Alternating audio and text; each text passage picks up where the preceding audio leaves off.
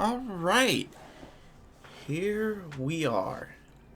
Another day, another stream, more Viatka. Exactly what the doctor ordered. So, in the last little recording block, classic. Why is that message not allowed? Why is classic Australian not allowed? I had to permit my own. That's a weird thing I have to give the okay to. But okay. We'll play by your rules, Twitch. Alright. Yep, Samara. Let's see. We started doing the, we consolidated our rules Bunyacheno. We have a pretty solid economy going right now. We still gotta get out of poverty. Yeah, I know, Twitch is bullying you. I guess Twitch doesn't like Australians. I guess Twitch is based out of New Zealand secretly. I don't know. Confuses the heck out of me, but I'm not gonna question Papa Twitch. You know, classic Australian, questionable. Throwing a cat on a live stream, that's apparently okay. Now, before I get targeted, let's move on for that little comment. I think we're gonna get working on a social net. We're preparing for war. We'll finish up the rest of this. So we're gonna do a little bit of a social net, get some minimum wage, and some trinket pensions, which I think unfortunately is really going to damper our GDP in our economy, because we currently have no debt. Our GDP is not very good, but we have no debt to go with it. So kind of balances out, but we'll see how that lasts with a social net. Keeping the population fed so it stays out of our way has been a great way to lower discontent, but man does not live on bread alone. Homelessness has always been endemic to the Russian anarchy, and our new economy threatens to render many more men and women homeless as we clamp down on unemployment and squatting. While we've no patience for freeloaders, a token social net would not go amiss to continue stabilizing public opinion of our government. The old, the infirm, and the orphans have either given all their all for Russia, or still have productive years ahead. By assuring them housing and healthcare in some capacity, we assure the population that we have their interests at heart. There we go. Now we got some more military factories. What do we want to get building? More tanks. Always a good idea.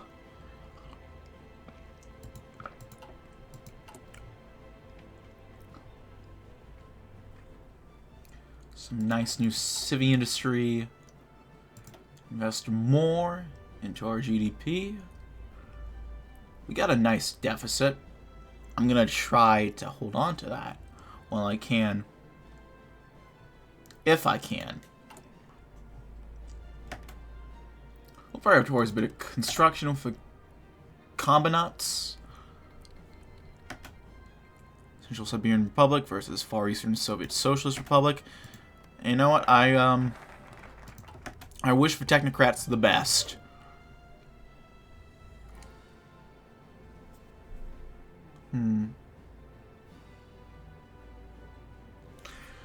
Let's do some loyal opposition. It's important that we show the people of Russia that we're not just another dictatorship that will terrorize and exploit them. Because, you know, that wouldn't be good. Our government has its citizens' best interests at heart at all times, and we're not afraid of criticism that we must silence it like the czars or the communists did. We will allow for the formation of opposition parties that can receive representation in the controlled lower house of parliament. These parties will offer a home for those who are critical of our government, while also keeping them out of our way. In parliament, they will be able to bicker and complain all they like, while we will be free to continue our work free of obstructionism. I believe we have... Yeah, we have Jellicoe. Luckily. Not, you know, she who shall not be named in England.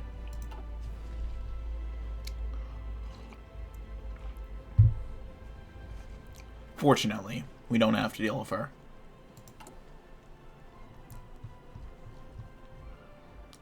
We're still integrating Magnitogorsk. We're going to do a few more forts on Vorkuta. And then we're pushing in.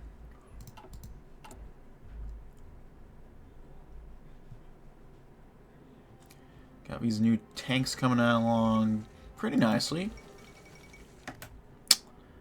Stockholm Conference failed. The US-Japanese talks begin. We'll see if LBJ can go all the way. They're doing Blue Cross Blue Shield? Okay. Next, let's go ahead and perfect our history. Our children must know the history of our nation, but Russian history is filled with tragedies and mistakes that must be handled carefully. The fact that the RA was created to collaborate with the Nazis makes it easy to mistake it for an army of traitors. The students of Russia must be kept away from this seductive lie. We shall teach them the truth, that President Bunyacheno did what was necessary to rid Russia of the Bolshevik menace and create an army of true patriots who fought for the freedom of all Russians. We took help from all those who offered it, including the Germans, knowing that the righteousness of our cause was all that mattered. When are we going to see the Siberian Black Army game? I'm trying to think of upcoming series.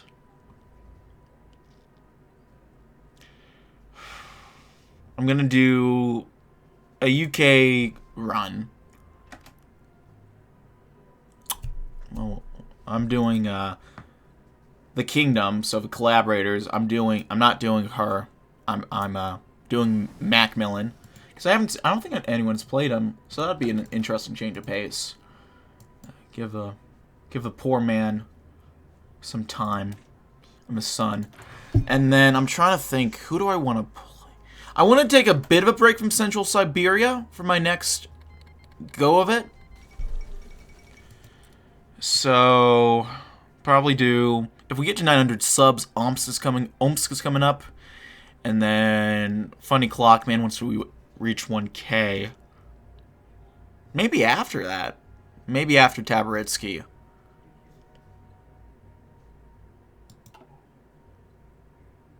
Yeah, we'll do that. We'll do Siberian Black Army after Tabaritsky.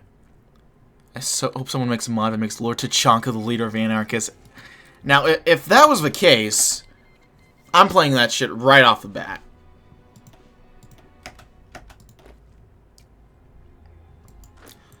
LMG mounted and loaded. Okay, we've perfected our history. We can go ahead and cross the Urals right now. So we'll go ahead and prepare to do that.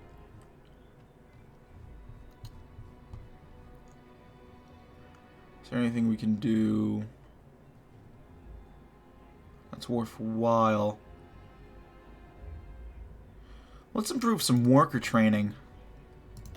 New national focus. Let's go ahead and protect our veterans.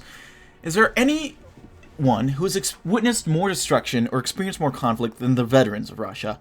Many of these men have fought constantly for decades, first under the brutal yoke of communism, and then in the armies of the warlords that rose to power and collapse. We can never repay the debts we owe to these men who made everything that we have accomplished possible, but we must try. If even a single veteran wonders on how he will afford his rent or pay for his next meal, we have failed. Their pensions must be increased so that they do not have to work in their old age. Programs to provide homes for them must be created so they are not forced to sleep in the streets of a nation they risk their lives for. Russia's veterans are its heroes, and we will not let our heroes down. I know it kind of defeats the whole purpose of a No Gods, No Masters, but I'd still get the mod right away. Oh, yeah. Yeah. I mean, it's completely antithetical to the whole, anarchist stuff. But, I mean, really, who's expecting anarchism to last that long anyway? I mean, ultimately.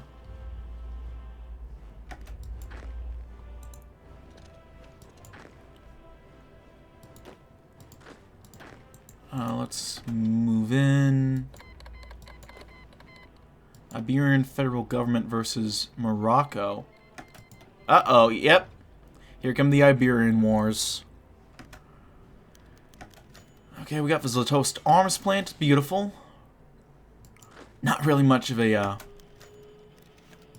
We also got the Ural automotive plant captured. Yeah, not much of a, shock there. Well, let me check my economy. Oh, we're still doing okay, actually. GDP-wise, which is nice. I was hoping to have a game where my GDP, my debt wouldn't be insane. Though now that I've said that, I probably jinxed it, right? In a war, there are no winners or losers, only victims. Michel del Castillo.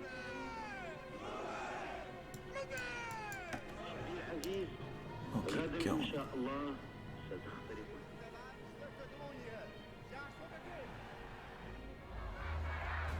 Iberia's dusk.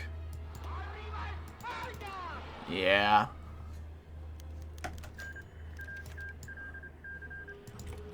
Okay, we got the Vorkuta gulags. Ooh.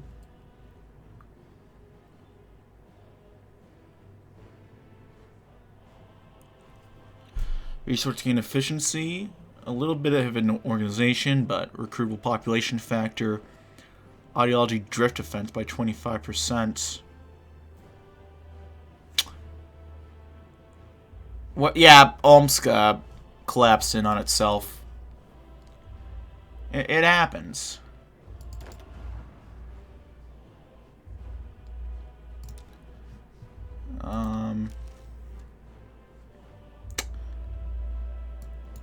Ooh. You know, I think sometimes great men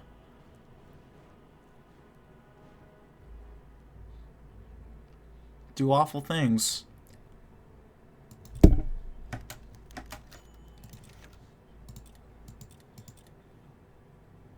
Oh, we can, just take that national spirit again. Anything else we can take real quick?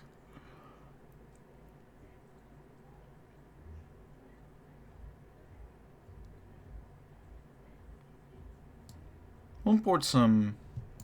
I think our machinery is actually fine, actually. Equipment... Actually, we might want to up equipment a little bit, actually. Yeah, we'll do that.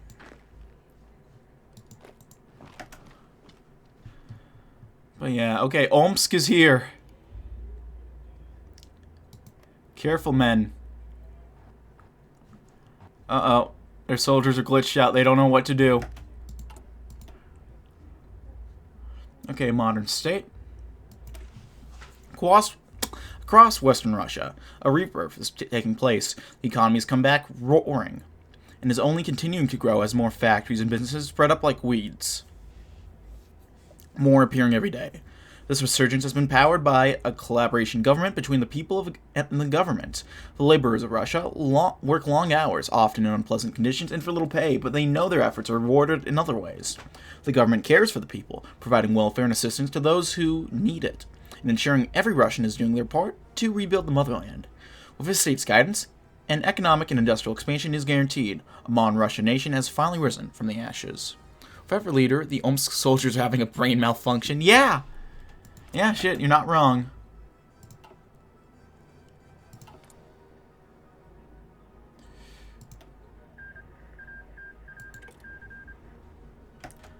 Okay, so now's a point where we might want to start cutting civilian spending. Though at the same time...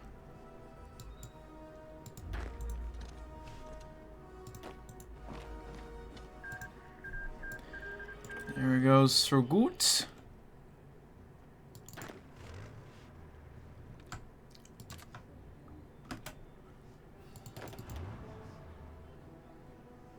Yep, get old Bunyacheno up.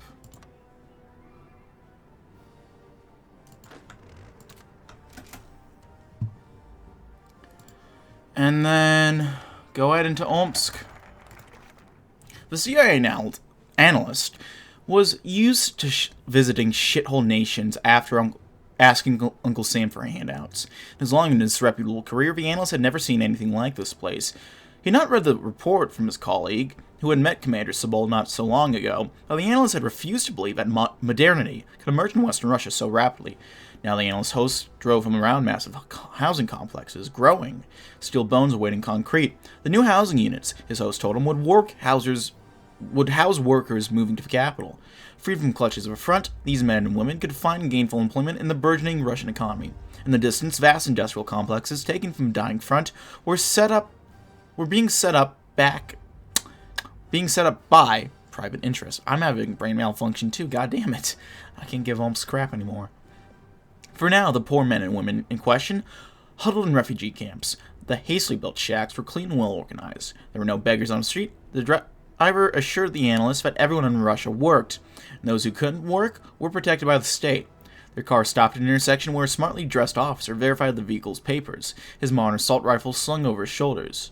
At a nearby corner, the analyst could see a tram letting go of its cargo of clerks and professionals. West Russia's burgeoning commercial empires were nourished by a steady stream of mandarins.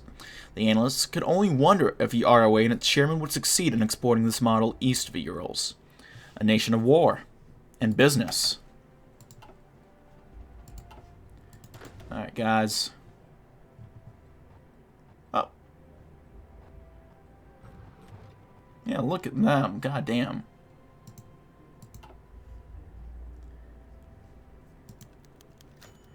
Oh, we got some better industrial expertise. Magnifico.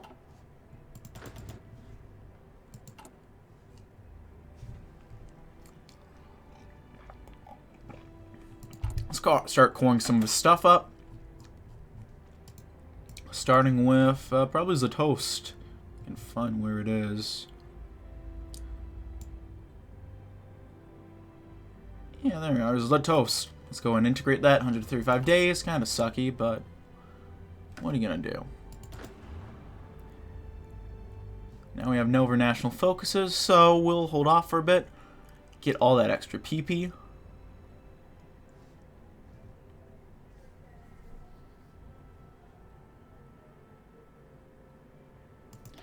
And, can we push? Men? There we go. And here come our first generation of tank boys. Is there anyone we can give who has a tank? Trickster, Reckless.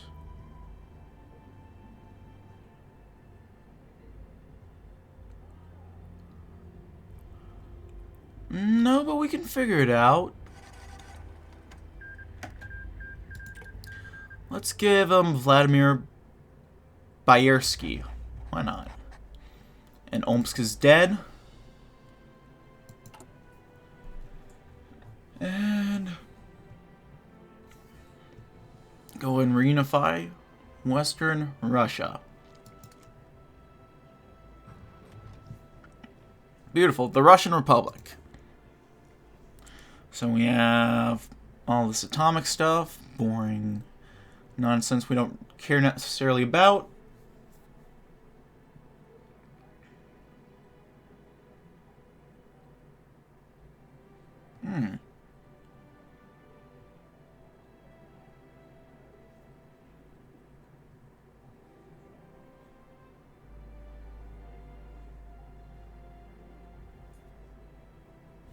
Okay.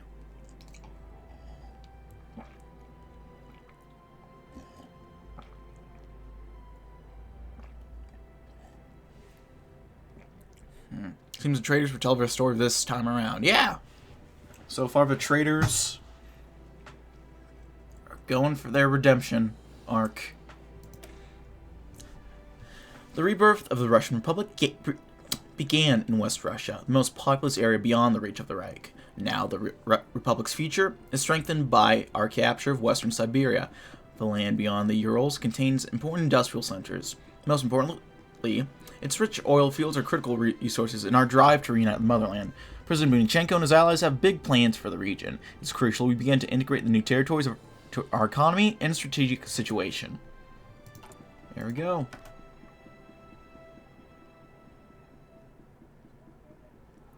Pay off the debt.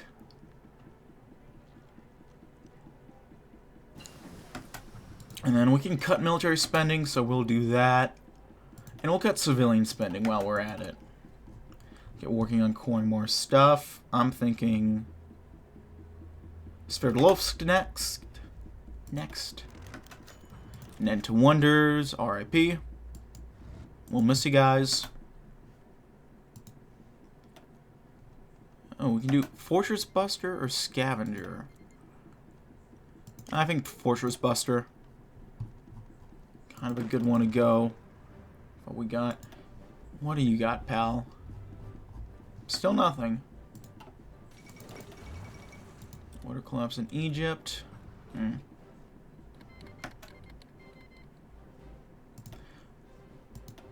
Alright, you... Here. I have not played as Cheetah yet. Oh, that's another one I gotta put on the list that I gotta do soon.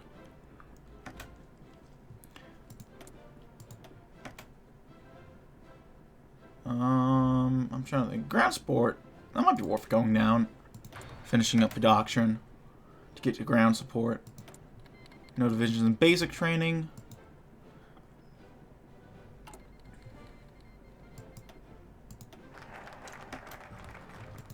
Beyond the Urals. Don't notify me about that.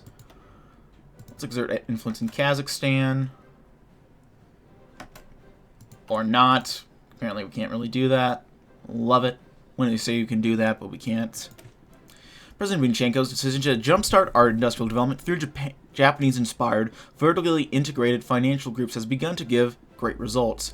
Steel and energy production are skyrocketing. Advanced goods such as military hardware and consumer electronics are beginning to roll out of the combinates factories at ever greater speeds. To keep this momentum, the growing combinates must continue to expand, establish themselves in the eastern territories. Resources there are endless. Local businessmen underestimate the cunning and rapacity of our industrial colossi.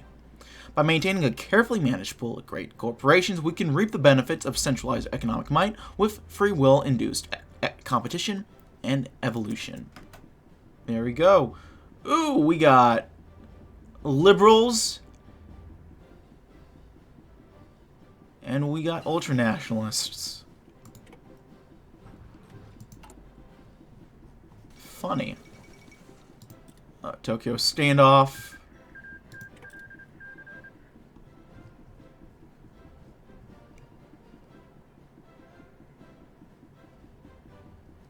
Integrate human next.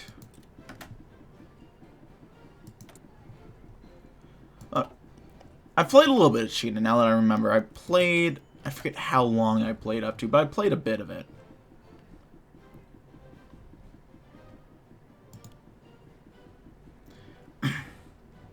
Knock came at Bunyachenko's door. Enter, he commanded, glancing up from the pile of papers on his desk. Entering through the door was Konstantin Kromiati, a thin, older Greek with a small mustache, who had long been Bunyachenko's head of security in spite of his unassuming appearance. Or perhaps because of it. I came to speak with you about our spy problem, for lack of a better term, he rasped. Which one? The American, Japanese, or German one? Bunyachenko asked in reply. Kromiati let out a small chuckle, but stopped when he saw his boss wasn't laughing. All of them, old friend. Though especially the German one, the Japanese and Americans could be beneficial to us if they realize the strength of our forces and seek a partnership, but in any case, they are manageable. The Germans, however, will never be our friends, as they've proven time and time again, yet they have the deepest connection amongst our forces, thanks to Octan, that bastard. Resting his head in his hand, Bunyachenko thought for a moment.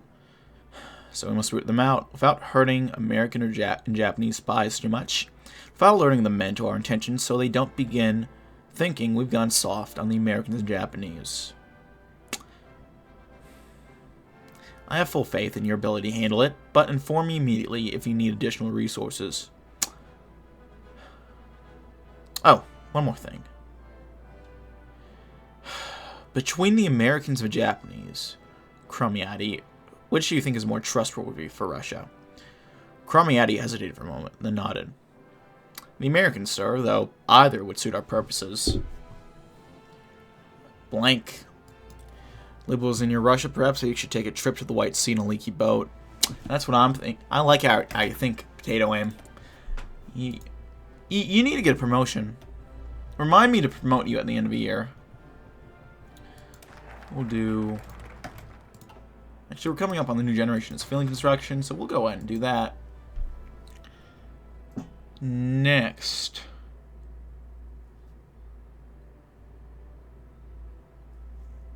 Let's do some growing prestige. Rising economic and military might are nothing in politics without reputation. The image of a country, its prestige, forms the third leg of the power trinity wielded by all nations. In this regard, our young republic is remarkably deficient. Our enemies are quick to remind us of our humble beginnings. They call our government a jumped-up junta of collaborationists have-beens, led by a dour military officer. A loud but persistent minority of our citizens are likely to agree with this assessment, decrying our economic miracle as exploitative and unjust. To rectify this, our government shall engage in a calculated bout of useful splendor. A few vanity projects here and there, a few high-quality apartment buildings for journalists and members of the intelligentsia, a few visits from foreign journalists. Converting the budgetary equivalent of table scraps into soft power will give us yet another tool in our arsenal to crush all threats in Russia. Alright. Get a building slot in Kazan. Where's Kazan? Right here. Yeah, that's not too bad. Every morning, the queen of the refinery has a cup of coffee. Usually it's from Brazil or Nicaragua, but the importer can't get beans from Spear these days for an extra fee. She doesn't feel the need, though. When she was a girl, even a weak cup of black tea from far south was a luxury. Fazenda coffee will suffice. As she sips, she hears the front door creak open downstairs. That would be the maid, 3 minutes early. Clearly, yesterday's tongue-lashing got the job done. The company sedan pulls up a half-hour later. From her home, one of her new townhouses on a tree-lined promenade, the car passes rotting apartments and tin sheds. Many of her employees live there. She used to, too, back when she was one of the first women engineers at Utah's main refinery. She slept on the floor, and her daughter slept on the couch. Now her daughter goes to school in Samara. Every week, Yulechka writes a letter home to her mother. The uniforms at that school make her look quite sharp. At the refinery, she marches through halls and across work sites, accompanied by the sycophants that she calls her staff. They supervise the vis brakes and catalytic crackers and pipelines that send oil from Utka to, well, everywhere. The black insignia of Rosneft has been blazoned on storage tanks across western Russia. After all, the queen in turn supervises them. It's a good job. Everyone strives for a good job these days, especially since so few can get them. It gnaws at her some days. The guilt. The feeling that she has betrayed someone. Something. So tomorrow, as per usual, one of her accountants will go up to those rotting apartments and tin sheds and press notes into the hands of the poor. Perhaps they will buy a cup of coffee. A fugitive moment of compassion. Nice stuff. Nice stuff indeed.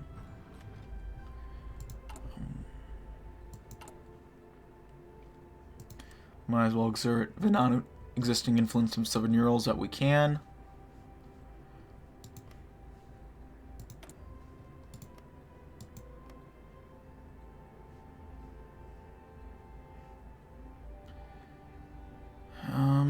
I kind of give it to Sakharov right now.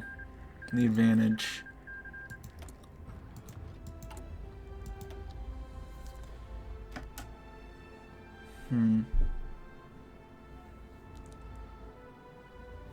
Let's do feelers to foreigners. Part of the struggle for prestige is a quest for foreign recognition. The Russian people tire of being seen as poor and hopeless masses.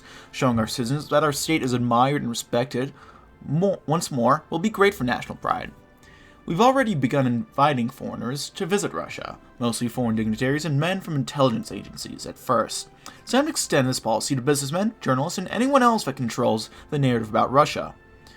To aid this process, we can send out our own people. Businessmen, yes, but also our youth. It's time for Russian youth to be given a chance to study abroad, to see the world that the German ogres have endeavored to deny them. They will be our ambassadors, proof that Russia endures. Man, this really is South Korea, but Russia. Man. Okay.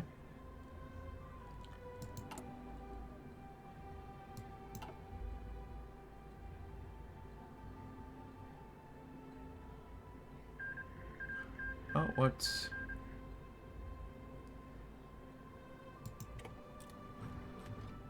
Yeah, the Spanish Civil War is, the second Spanish Civil War, I should say. It's Portugal versus those guys.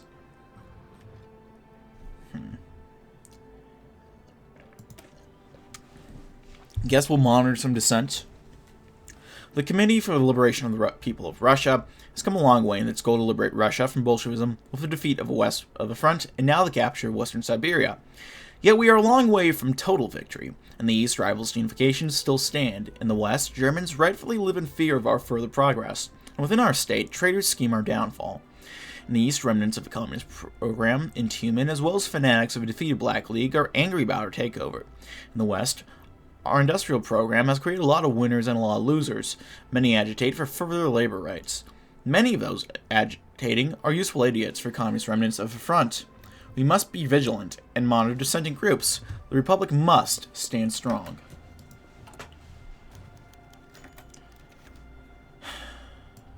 So, what's your name? Alexander Pavlovich Korolev, but you can call me Shura. The young man flashes a cheery smile. There's unease in his stomach. This isn't the first interview he's done, but his flight leaves in a week.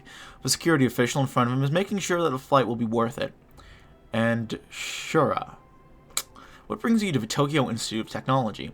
It's very prestigious, as you know. He's prepared for this answer, drilled on it for months, ever since the embossed envelope arrived at his family's apartment in Sizrand. I want to help build my country. Russia's been engulfed in war for far too long, and I want to build the bridges, roads, and dams that will tie us together in the future. The official nods, flashes with a tiny stiff smile. And Shura, what do you think of your government? I hear it's, well, it's so barbaric and oppressive. He's drilled for this, too. President Bunyacheno wants what is best for the nation. I'm here to learn the skills that will help me improve Russia, and that's what's much more important to me. Besides, I'd rather not talk about politics. There's a bigger smile this time. Thank you, Alexander. I think that we're all done here. Have a good semester. Just keep your head down. There we go.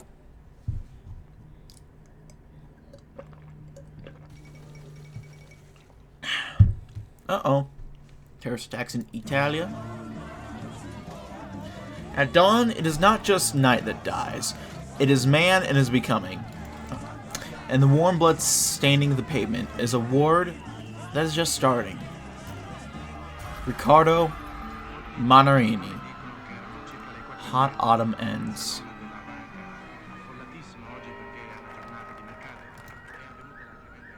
Mamma mia, that's not too good. Okay,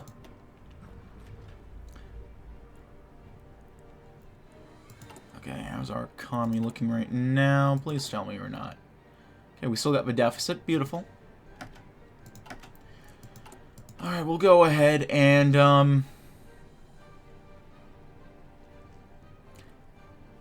let's feed the combinats. We've encountered a lot of new businesses in the eastern provinces. Our government has also inherited a lot of state-owned enterprises from the fallen regime of West Siberia. President Bunyacheno and his advisors recognize the importance of maintaining government-ran businesses in critical sectors such as energy and national defense. Our government, of course, also realizes the importance of a free market and a free and strong Russia. Nevertheless, many of these businesses in the eastern provinces are run by people with ties to opposition groups, or by personnel with little interest in our glorious national rejuvenation. As such, our bureaucrats are drafting lists of corporations that need to go. Their assets will be auctioned off, their subsidiaries acquired by various combinats. This will raise money for the central government and help the growth of our business partners, all the while reducing overlap in business. Here we go. Uh-oh. Burgundian system support. That's not good. Oh god, we are losing political power every day. My god. Ugh.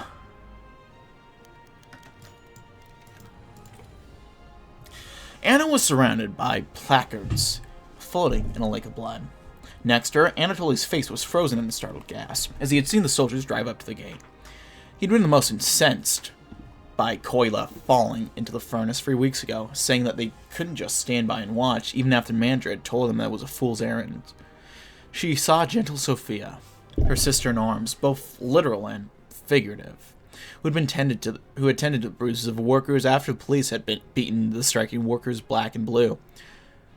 Her limp legs daubed blood across the floor of a Vyatka steel mill. Where was Alexei? His diminutive stature masked the ferocity of his intelligence, as he had exorciated the Vyatka executive who had warned them that this was their last chance. She squinted at a mountain of bodies being piled near the furnace, and found his bullet-reddened corpse at the top. So many dead for Kolya. Her darling son, her only son, swallowed by that infernal furnace, because the combinats couldn't be asked to put up railings in their factories. I kicked her aside, the cold pressure of a rifle barrel to her forehead, the blinding glare of a flashlight. "We got a live one!" the soldier called out. "She's the ringleader. Check the manifesto." A few seconds passed before the officer pronounced Anna's sentence. "Bring her in and put her in isolation. We can erase the communists without martyring too many of them. They will be free, but forgotten." Man. Yeah, that political power hit is not nice. It's really total mobilization that's screwing us. Oh god, we're gonna get an even bigger hit to political power. That's not good. Well, I guess we'll have to do a financial stress test. The Japanese have long been pioneers of economic development, their zaibatsus, or financial cliques, being one of the main inspirations for our own development program. This does not mean that the Spear's money men are perfect. In their hubris, the Japanese have failed to put checks and balances on their financial systems. This came crashing down when the piles of bad debt destroyed the zaibatsus and started the Japanese economic wars. To avoid this fate, we can use our central bank as a tool of defense. Every combinat will be forced to keep a certain amount of cash on hand and keep an up-to-date plan to deal with a market downturn. Every year or so, agents of our government will be allowed to announce a surprise inspection to verify the stability of each firm's finances. People trying to fudge numbers will be dealt with severely. There will be no hubris here. We've come too far to let mere greed upset the stability of Russian recovery. The combinats are given great powers. They will owe us great responsibility for the good of all. Hey, Makeda, how you doing? I relate to that a little bit. What do you need help with, yeeted? What you need? What do we got? Got a few factories. We'll wait till we get anti-air. Yeah, we might want to bring these guys under government control. Improve our political power. Manpower. Again, he had gotten home too late to tuck his children into bed. The apartment was spacious, better than the refugee camp they had once dwelled in. Courtesy of the New Republic, President Bunyacheno claimed to have nothing but respect for hardworking Russians. Housing was a right for hardworking Russians, a former military man declared over and over in his speeches. As an education, the father saw his children's books on the table, neatly stacked at the end of the day. Homework had been dutifully completed. Dmitri's penmanship was not great for a 10-year-old, but he had learned to read so fast. If only their mother could have seen all this. The small ones work so hard. I got 0. How do you get more in TNO or in the normal game? Or another mod? At this hour of the day, his only companion was a bottle. A little drink to soothe the day's pains. Normal, up your conscription laws. That'll help you. You might not have to be at war, or there has to be a certain amount of manpower compared, but see if you can up your conscription law. A little drink to soothe his pains. He had to take long hours to keep his children fed, to keep qualifying for free apartments near the train station. The pay was good. What were a few eggs at the end of the day? All of Russia was being rebuilt. All of Russia. The man caught himself pouring a third glass. He poured the bottle back into the keyboards, locked it with a key. It would not do for the little ones to try their father's medicine. The third glass went down easy, quenching his thirst for warmth.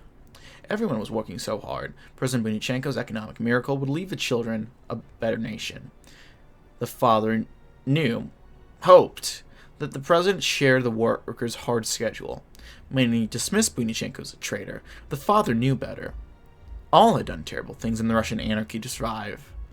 The father... No. Better not follow that line of thought. The president claimed things would get better, work shifts would get easier as the industry advanced. The father hoped they would. The daily glass of vodka had turned into 2 glasses. 3 recently. Burdens had to be carried. Perhaps his generation would be the last lost Russian generation. Better try to get some sleep. The president only wants the best for his children, too.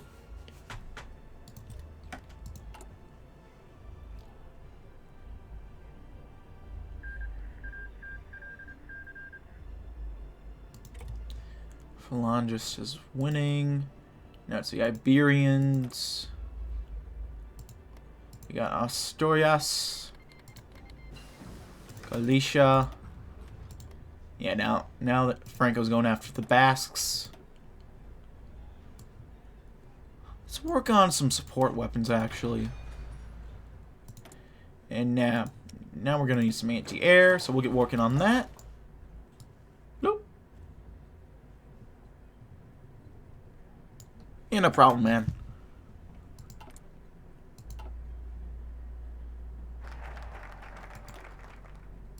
Financial stress tests. Next, a new propaganda tide. President Bunyachenko is not shy about the errors he committed in a long life. However, he and his comrades in the RA stand by the fact that helping turn the tide against the front was not a mistake. Already the German Empire decays, whereas communism endures around the world. We must convey this to all the nation's population. The Red's ability to defeat the Reich and restore stability to Russia was by far the greatest menace to our people's future. President Bunyachenko, aided by his wise advisors, is an epoch-making man. An economic and industrial boom, the like of which has only been seen so far in Manchuria, is in the making. A veritable ecosystem of steel and progress wrought into existence through the Russian man's hard work. Our president has made this possible, and the RA will make sure that this envious Germans are not to violently bring it all down. Some may call this a propaganda campaign. How can the spreading of truth be mere propaganda? And that's what I'm saying. And if anyone says otherwise, I'm gonna have to send you to the gulags. Better army professionalism. So does that mean we get even less political power a day? Yep. So we are not in the negative for once.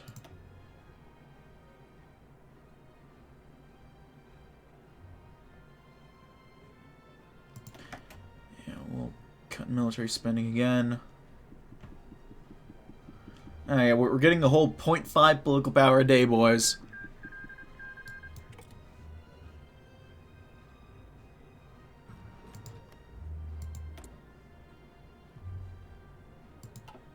Yeah, that's not very good. New propaganda tide. Maybe want to do a boost to civilian spending? I don't know. I know they got taken out by Italy. Good thing you caught yourself.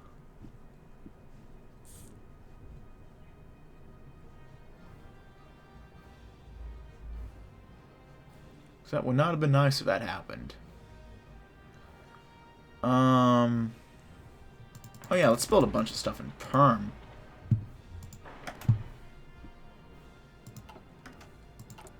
Also, let's up civilian spending. Try to get more factories out. And the second act continues. The new eastern territories have been integrated into our new nation successfully, without too great a strain to our efforts otherwise. Our economy continues to purr, its growth given a great boost by the newly liberated lands and resources. Having dealt with this issue, it's time to turn our attention elsewhere. Eastern Russia still eludes us. In the meantime, the political struggles built by President Bunyacheno are still fragile. It's important to continue the elimination of the old officers' clique, even as we transition to the ROA into the apolitical Republican Army. No sacrifice is too great for the final war of liberation. President Bunyacheno will lead us to national vengeance and resurrection. Yeah, alright.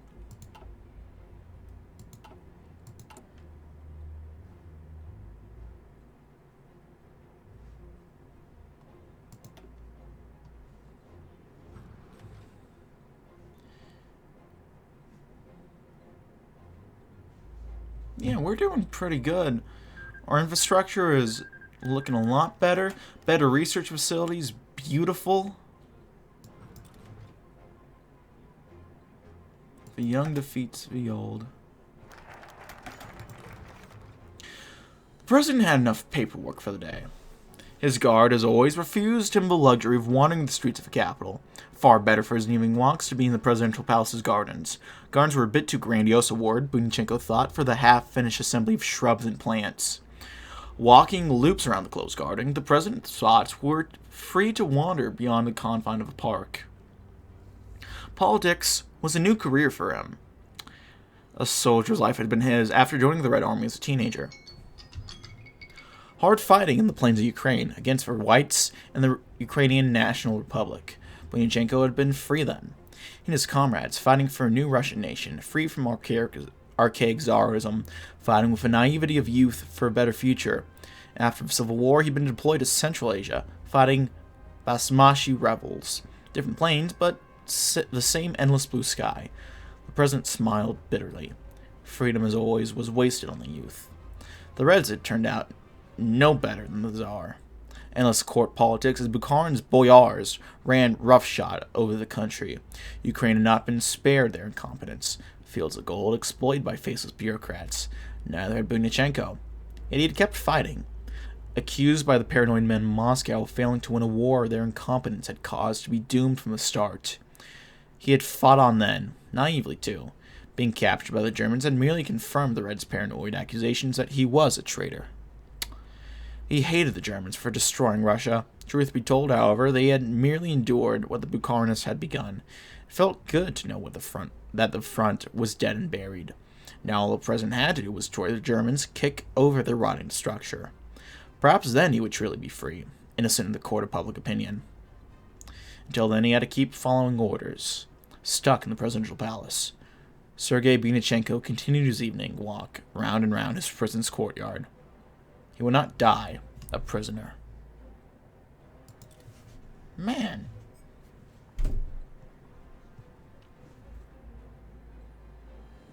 Actually makes me feel pretty bad for him. Alright.